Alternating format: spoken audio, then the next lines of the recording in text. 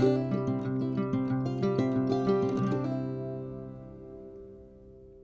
good morning, everybody. It's Tom Christie back in the carving shop, and this will be session 4 of building a Ringneck Drake Gunning Decoy.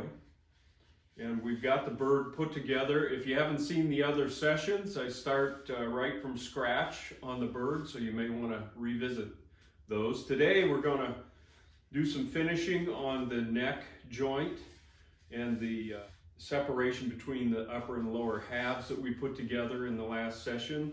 We'll get the bird sanded, get the bottom finished. I always like to put a brand on my decoy, so we'll get that done today. And then seal up the decoy so it's waterproof. And then we can test float this guy with the keel and decide how much weight we want in the keel, where it needs to be positioned so that we have proper flotation. And I'll show you how I go about making sure that the decoy is floating where I want it to be. If you're enjoying the channel and getting value out of it, please hit the subscribe button. It doesn't cost anything, but it does help me out if you do that. It doesn't commit you to a barrage of emails or anything like that. It just helps me out, helps me continue to build this channel. So let's get going on this, finishing up this Drake Ringneck Gunning Decoy. Okay, I'm going to use a little burr to smooth out this Bondo or body filler, and it's a little teardrop shape, and I just hit this very lightly to take off all the rough stuff and not gouge too deeply. And the burr tends to not gum up, whereas a ruby bit or something might really fill up with this body filler material. So I want to feather this very lightly and smooth everything out, but not go so deep that we get down to the neck joint again.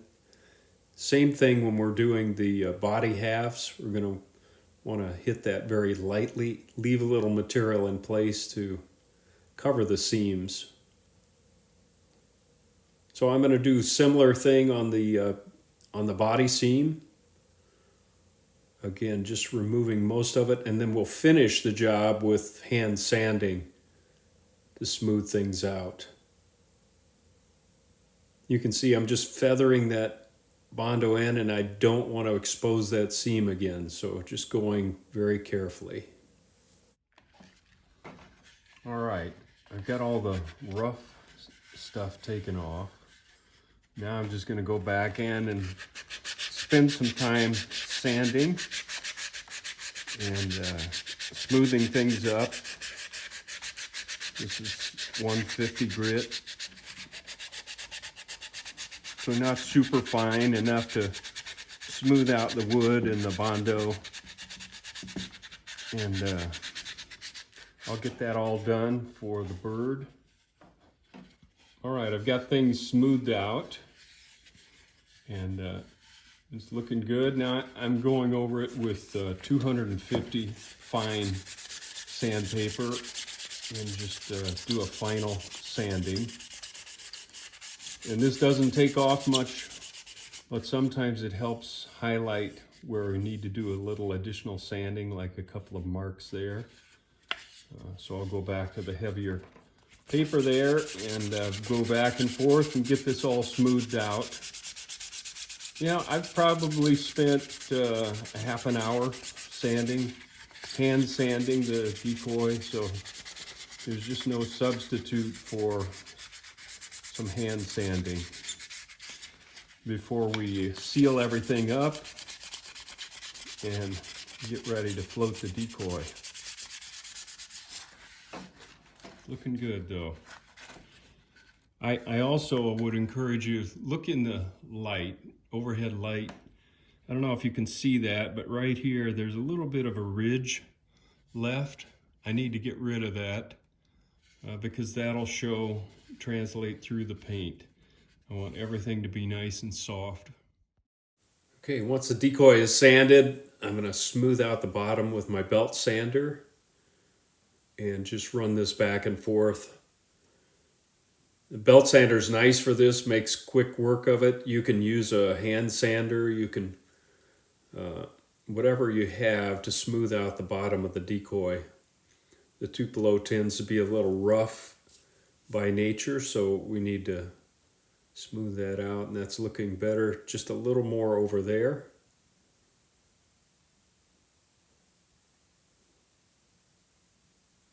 Okay, that looks good. So quick work. All right, we've got the bottom all smoothed out and lightly sanded with 250. I want to do the brand. I do get questions about where did I get my branding iron, and I got this back in the 80s from Woodcraft Supply Corporation in Parkersburg, West Virginia. I don't know if they're still in business. It's been a long time since I got that brand, but if that's helpful, good. Just gonna do a test. Looks like it's hot and ready.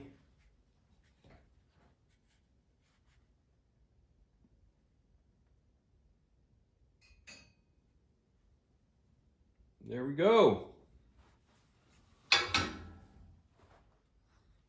All right, the decoy is sanded, branded, and ready to seal. Before I do that though, I do want to strike a water line on the decoy.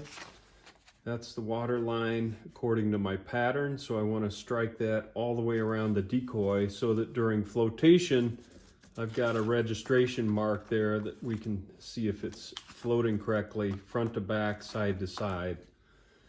And I think I've had this in previous videos. This is just a little jig I made that's adjustable up and down with a pencil, and I use this to strike the water line. So you set it to the distance like that. I just happened to hit it right on the money by accident. Tighten that up, check it again. I'm gonna use that to strike a water line around the entire decoy. Make sure I'm still in the camera here. You don't want to press hard because this Tupelo is soft, and I don't want to put a big indentation in the Tupelo, but I want to have a mark that I can use when I'm doing the float test. Front, back, and side to side. And the goal will be balance this dude until I'm hitting that line all the way around. Okay, so I've got a line struck on there. That's how low it should sit in the water.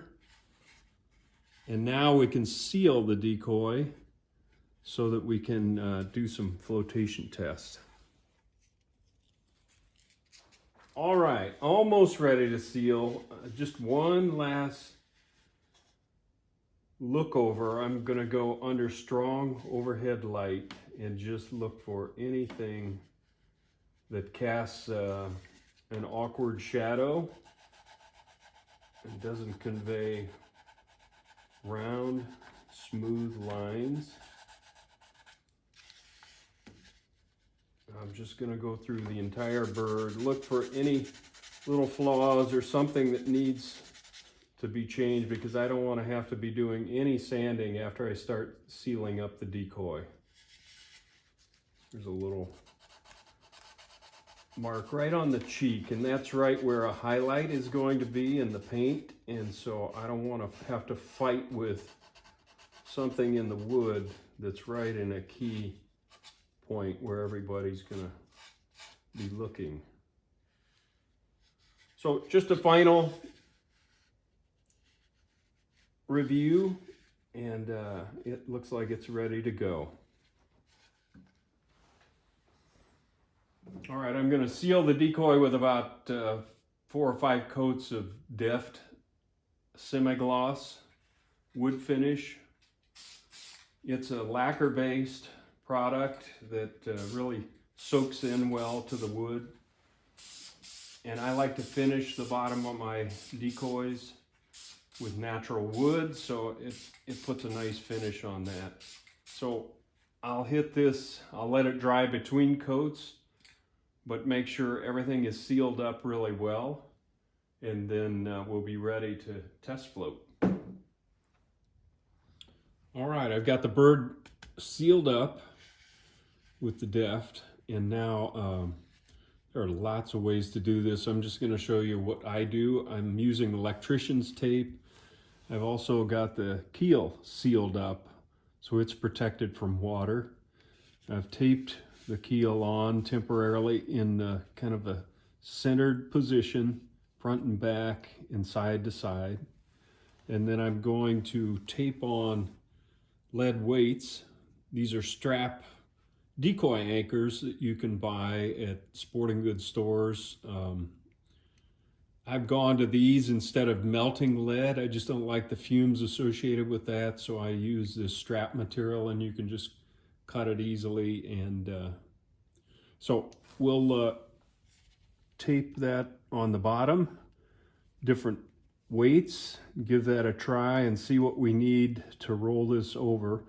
This is a competition decoy, so part of what they test is it has to be put in upside down and it needs to self-right. It's kind of from the old hunting days where you're in your duck boat and you like to throw your decoys out and not have to mess with them. They self-right, and that is a rule in competition. So we'll give this a try and get this guy weighted and ready to paint. All right, we're gonna try flotation. I'm gonna try it with no weight attached to begin with. This is a marsh bird, so typically they're gonna be found in the marsh. I wanna keep this decoy as light as I can. I want just enough weight to turn it over, to keep it nice and light, but still have good flotation characteristics. So let's try with no weight. And you can see it turns over by itself. Let's see what the flotation looks like. Just about on the line from that direction. We're a little high on this side, so it looks like this particular decoy I'm going to have to do some side-to-side adjustment. Not a big deal, but that's interesting. This decoy self-rights with no weight at all in the keel. It's just the weight of the walnut keel. And if you remember, we put a little extra weight with the two oak pieces inside. So that's enough just to get this thing to roll over. It's close, but it definitely is not having any trouble self-righting. I kind of like that because it's so light that it settles quickly.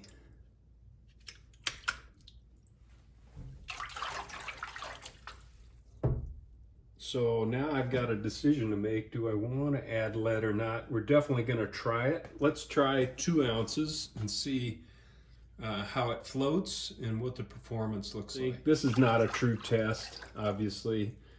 The wave action is short and choppy here. We need to get it out in a natural environment for a true test. But pretty happy with the way that looks right now. Let's try a little weight.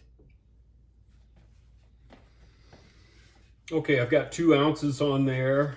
Not a lot of weight, but it's going to make it flip over faster. Let's see if it does anything to the balance. We're still right at the line on this side.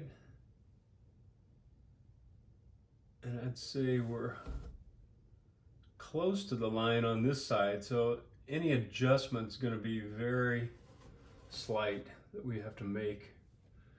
But it's definitely got a little lean this way. We got to get rid of that.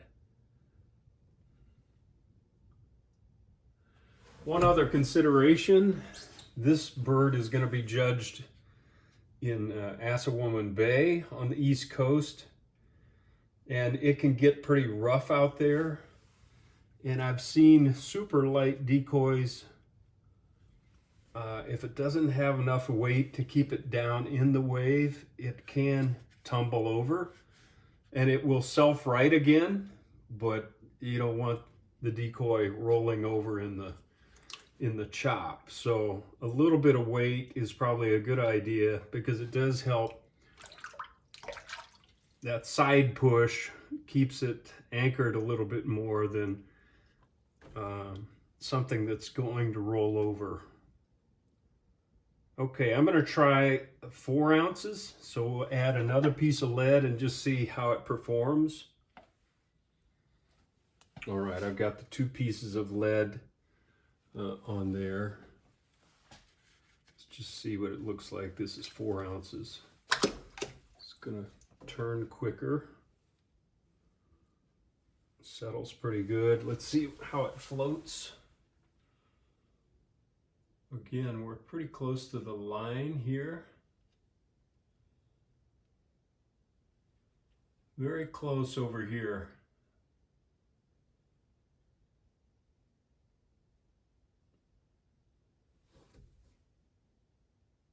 That's pretty subtle, but I think I'll make a slight adjustment by adding a piece of lead out here, so that it pulls that side down just slightly. I want this thing to float rock solid level. All right, I mentioned that the decoy was floating on the line here, but a little high on this side, and I want it to be on the line on both sides so I know it's level.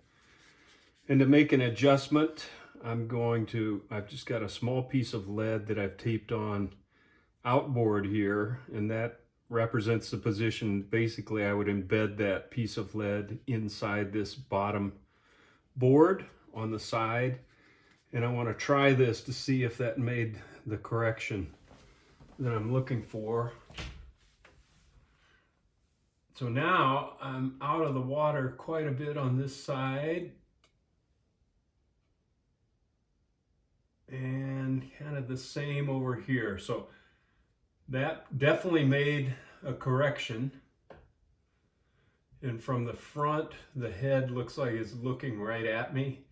That's what I want. A lot of times a list, it really shows up in the head first. So that head looks good.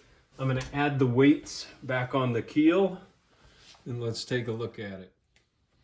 All right, I put the 2-ounce weight back in the center of the keel here. We've got this side adjustment weight. Let's see what it looks like. That brought it down close to the water level line. And same on this side. Good in front.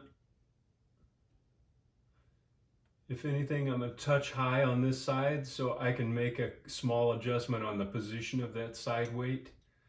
But it's looking good all the way around. All right, before I remove the keel so that we can put the weight inside the keel, I'm going to take an awl and mark my anchors, keel screw locations. So we have those set, because I know that's where the keel was during the flotation. So we've got those marked up. Now I can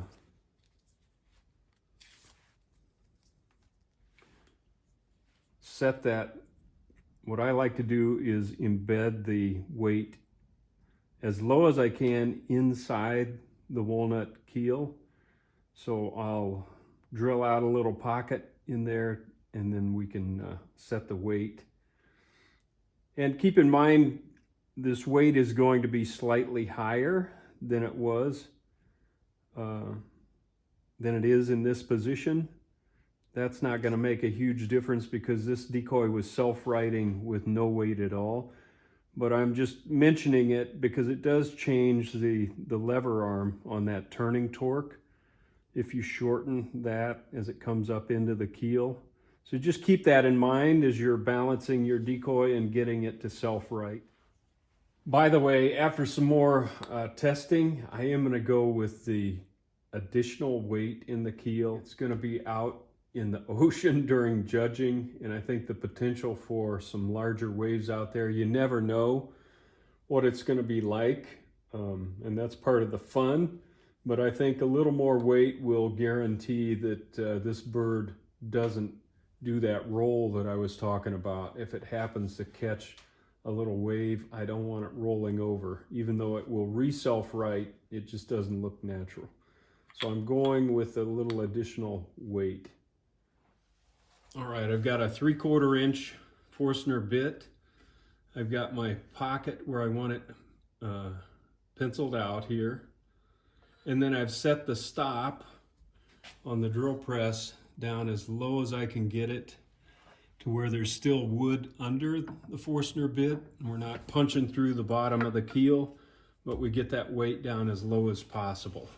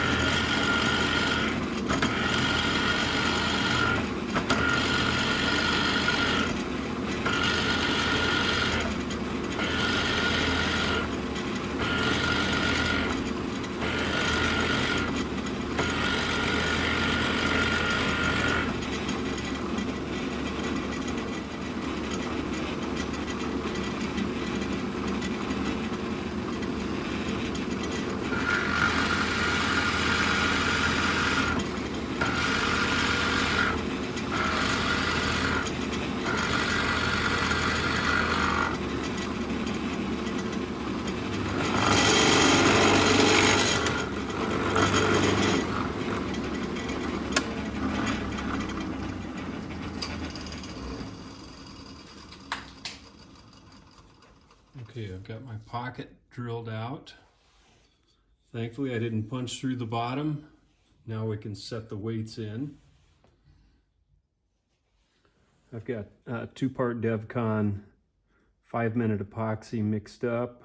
I'm kind of coating the inside of this pocket.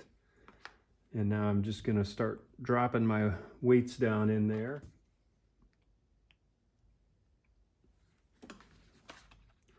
You wouldn't have to use epoxy. I mean, you could use Bondo or something to put these in place.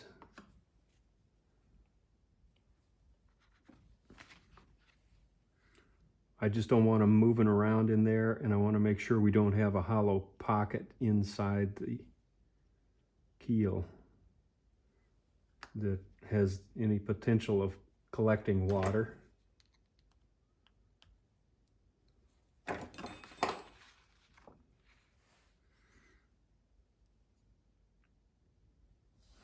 Probably hard to see in the video, but I'm just using the epoxy to kind of fill as we go and layer these weights in place.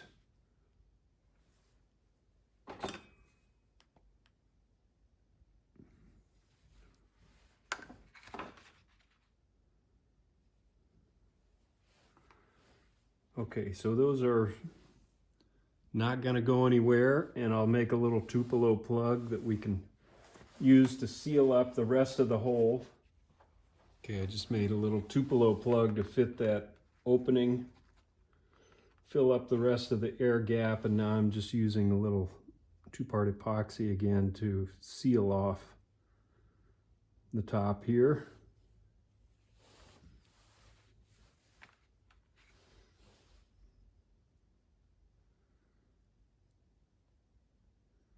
And fill that in so we don't have a big gap here where water can gather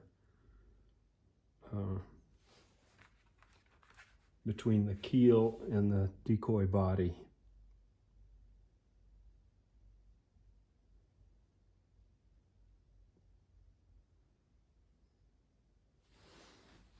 And that should be good. All right, while the keel is drying, I'm going to go ahead and create a place in the side here, grind a slot so I can embed this weight for the side-to-side balance. I'm just using a 1/8 inch diameter ruby bit, and I've kind of penciled in where I want that slot, and I'm just carefully going to remove material. And I'm in this area of the bottom board that's solid, so there's no potential of punching a hole into the inside of the decoy here. So I'll work on that a while and get that slot ready and then come back. Okay, I've got the pocket milled out. It took about a minute, and I'm going to load it up with some epoxy.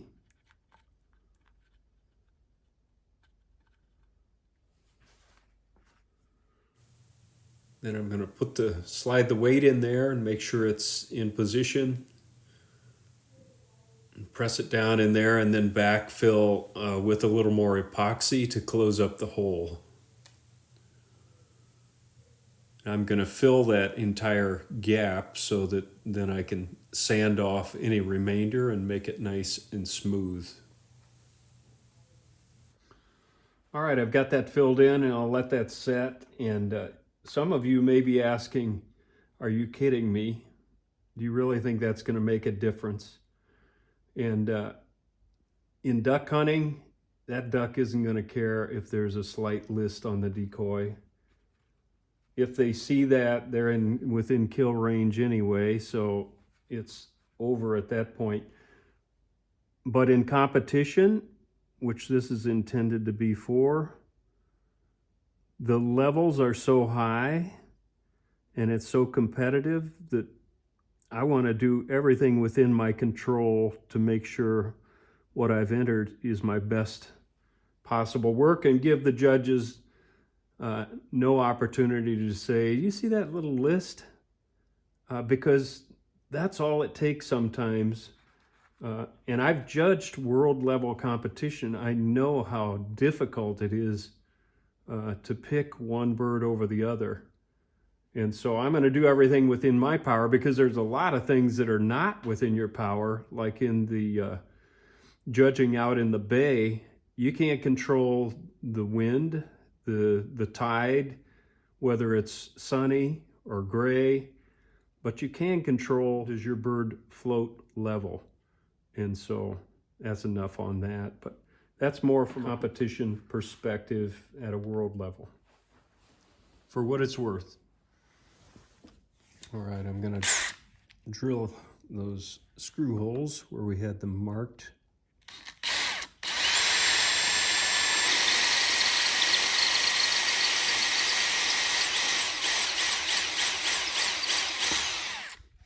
I can tell I'm running through that oak, which is a good thing.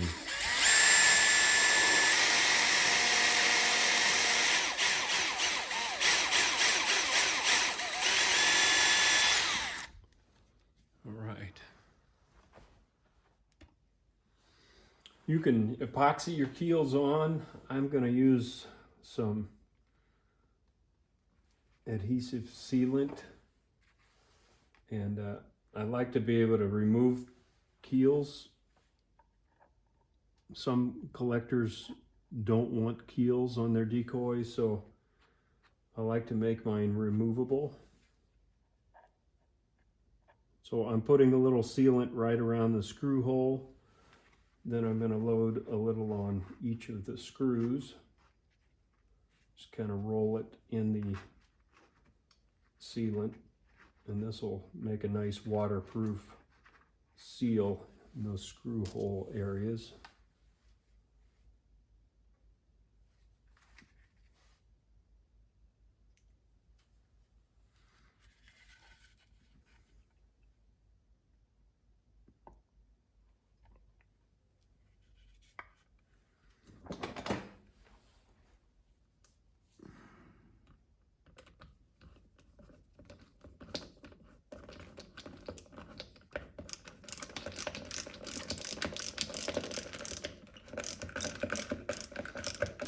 I can tell I'm starting to go through that oak, so it's getting a nice tight grip on this.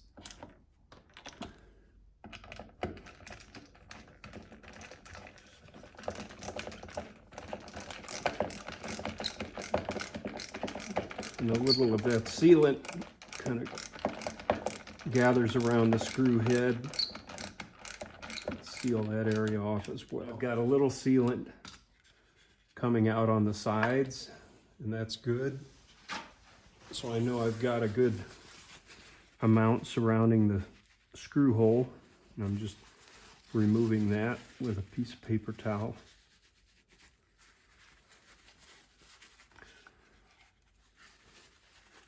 And I like to use clear sealant so that it doesn't show up if a little squeezes out. Good. I'm going to lock that down and make sure we're solid. That feels good. All right. Ready to rock and roll. All right, I've got the bottom mast off, and I'm going to prime the decoy.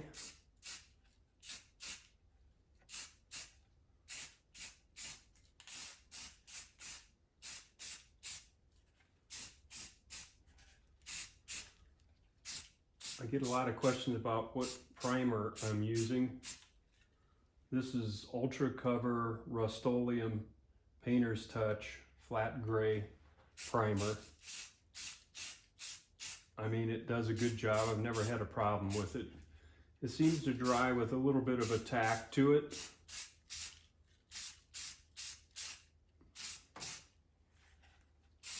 I love it to see it primed because it's the first time everything is kind of tied together, and he's looking pretty sharp. Of course, I'm prejudiced.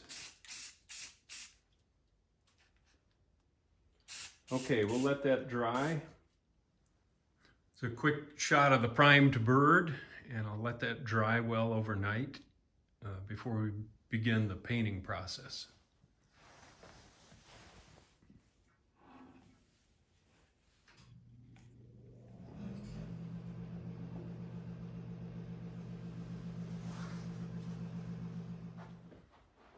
All right, everybody, that's a wrap on session 4 of building a Drake ringneck hunting decoy. We've got it ready to paint. I'm going to let that dry overnight, but we've done the test floating, the building is done, and now in the next session we'll begin covering how to paint this bird in the gunning style. So relatively simple paint job. We'll do some combing on the vermiculation, and I look forward to going through that with you. Until next time, Tom Christie signing out. Good carving, good painting to you.